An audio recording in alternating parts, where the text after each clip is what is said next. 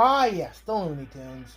Often considered to be some of the funniest and wackiest cartoon characters ever made, I've been familiar with these guys for all my life. I've even willingly seen Space Jam 2 in theaters. I appreciate that, unlike a lot of their classic cartoon brethren, the Looney Tunes have kept up with the times and are still relevant today as they were back in the 1940s, introducing a lot of people to Bugs Bunny, Daffy Duck, Porky Pig, Tweety, Sylvester, and Foghorn Leghorn. And so, with it being almost 100% posted this year, I'm gonna look at my personal favorite sorts from the most iconic animated characters. This is my top 10 Looney Tunes cartoon list. Now before I start this list, let me lay some ground rules. First off, no post-classic sorts. No 80s or 90s sorts. Zip. Nada. Secondly, no sorts from the Patty, Fleeling, and 7-Ounce eras. Have you ever met someone who likes either of those eras? I haven't. Now let's go! I'm the biggest dog around. The greatest Dane in the whole darn town. Ciao Hound. Ciao Hound is about a selfish and gluttonous bulldog who drives a cat and mouse into his food scams, and it's gloriously hilarious. The look of Chuck Jones, a master of comedy, can easily be seen here. A few of my favorite jokes are how the mouse literally wants to kill the dog until he bonks him with a hammer, and how the mouse tries to literally murder the dog by filling a steak with TNT, but all it does is this. Pardon. He doesn't even mention the cat because of the lack of gravy most of the time. It's after he eats the steak that he gets mad about the gravy. The bulldog is an obvious asshole, but that's why I love the ending so much. After he returns the cat back to his owners and steals him again, he gets enough money to buy a meat market, setting him for life. The next scene? His stomach is bloated from overeating. How much did he eat? What did he eat? How much meat did he chow down on? And the best part?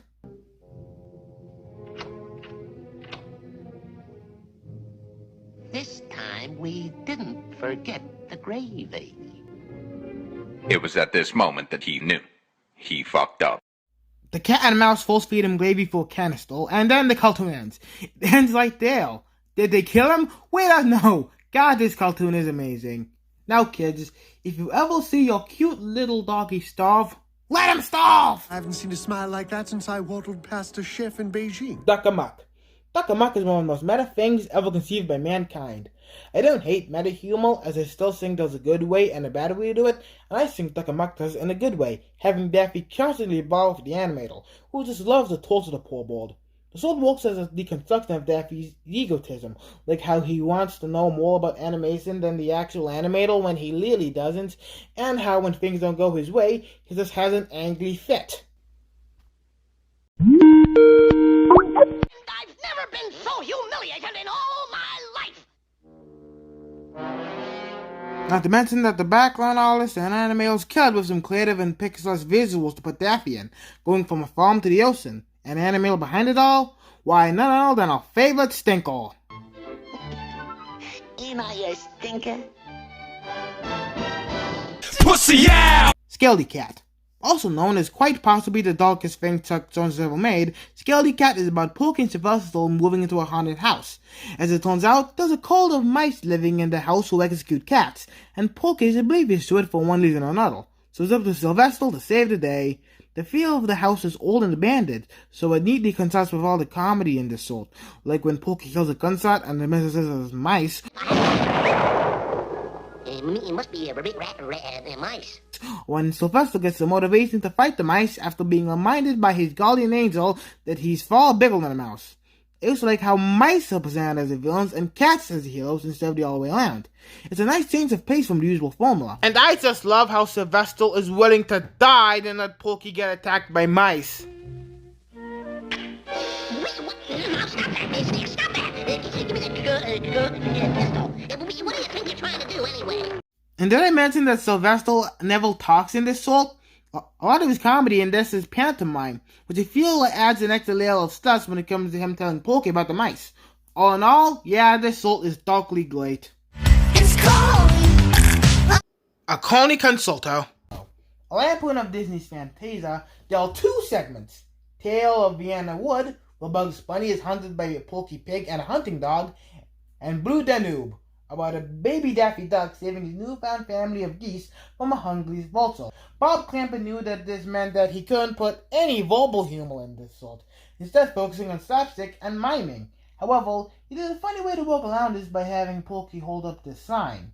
That's not to say that the slapstick and miming aren't great, because they are, like when a young old Daffy morphs into a warplane, or when Bugs freaks out at Pokey being a complete pervert. One of my favorite jokes in this salt is when the vulture gets killed, and while he's playing the harp, he's flying because of a balloon tied to his lobe. The salt knew he can't fly, so he added balloons. That is the type of visual comedy that I love. The Fantasia satire is obvious, but you have to make sure that the parody is hilarious to people who haven't experienced the original, and this does just that. What in the reverse Porkies is going on here?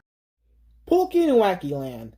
In this classic salt, Pokey goes to deepest Africa to go to Wacky Land in order to find Yodo Dodo, the last of the Tatas. Despite being in black and white, this salt has a lot of personality. It's called Pokey in Wacky Land for a reason. There are a lot of silly and absurdist jokes in this, like a cat dog prediction, a bunny swinging by his ears, and the gayest monster I have ever seen in animation.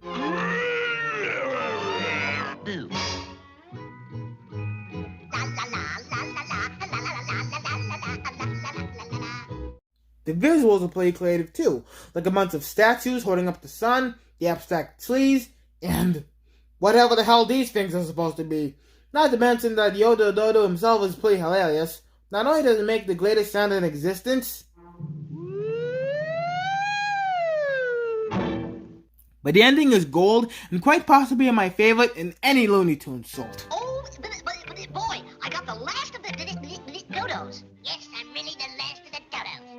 Ain't I, fellas?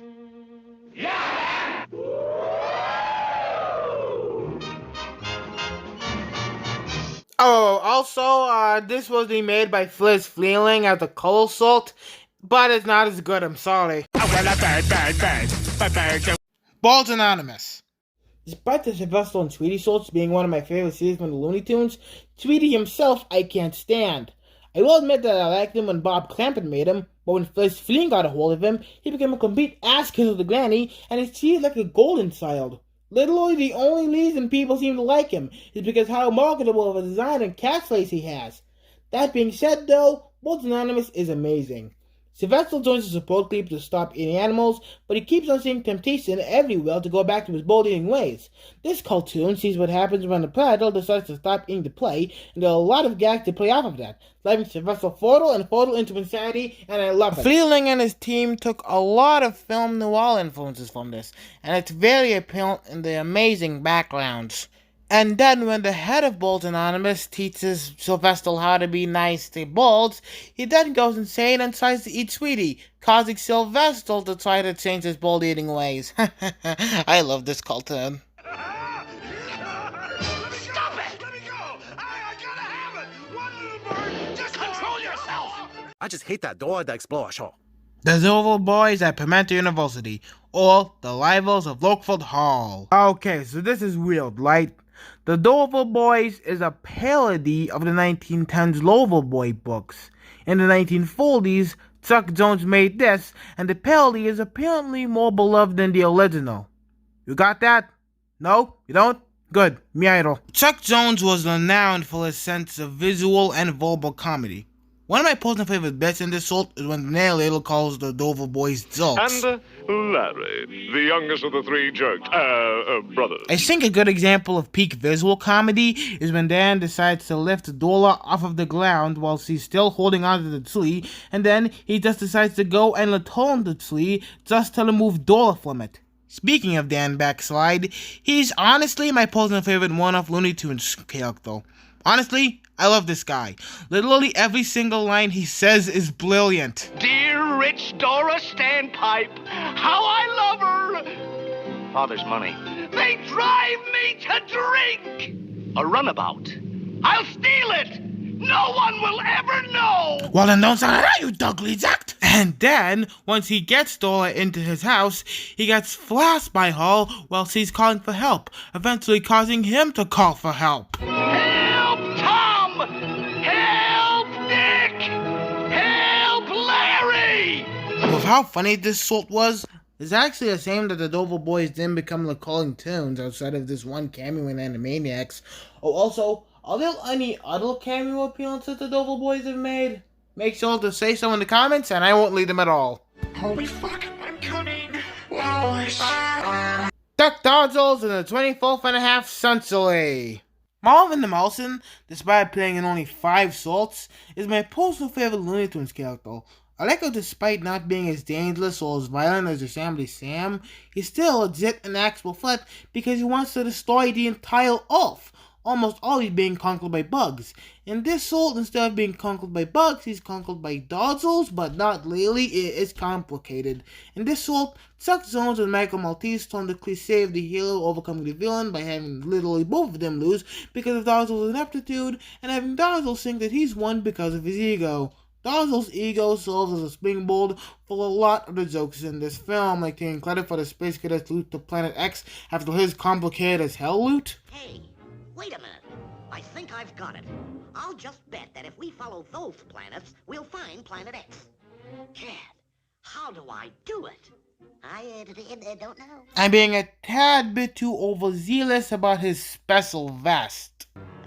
Little does he realize that I have on my disintegration-proof vest. You may fire when ready, Grizzly.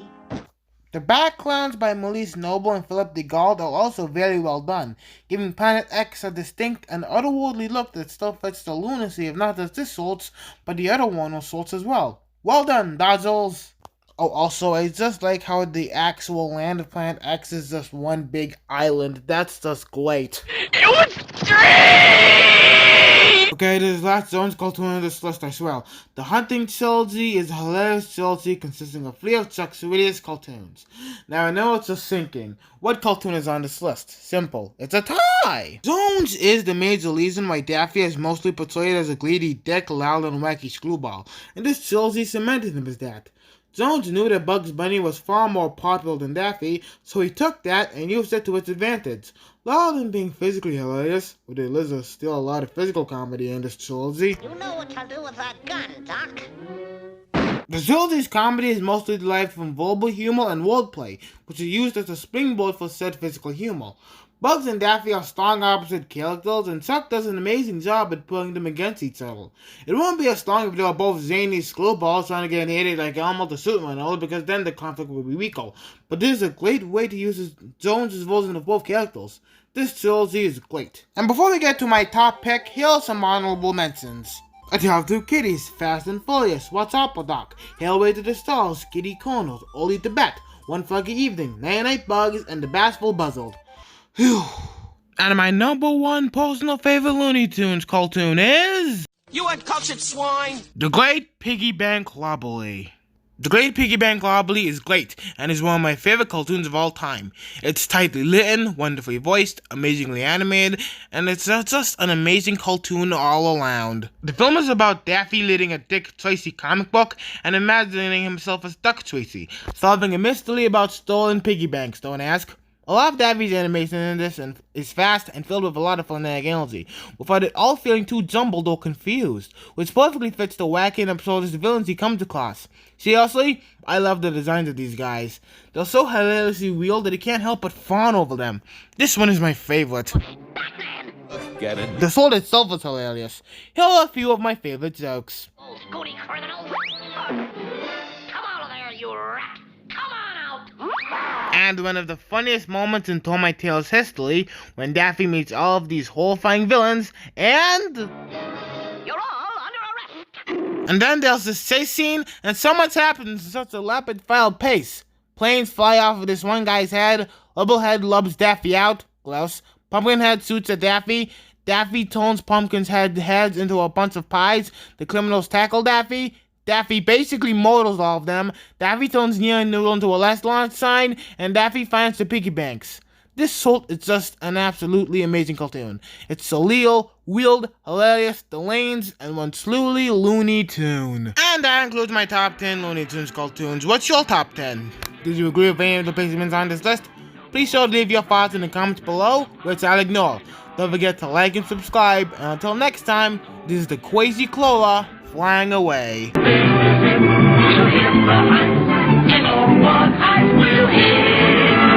On with the show.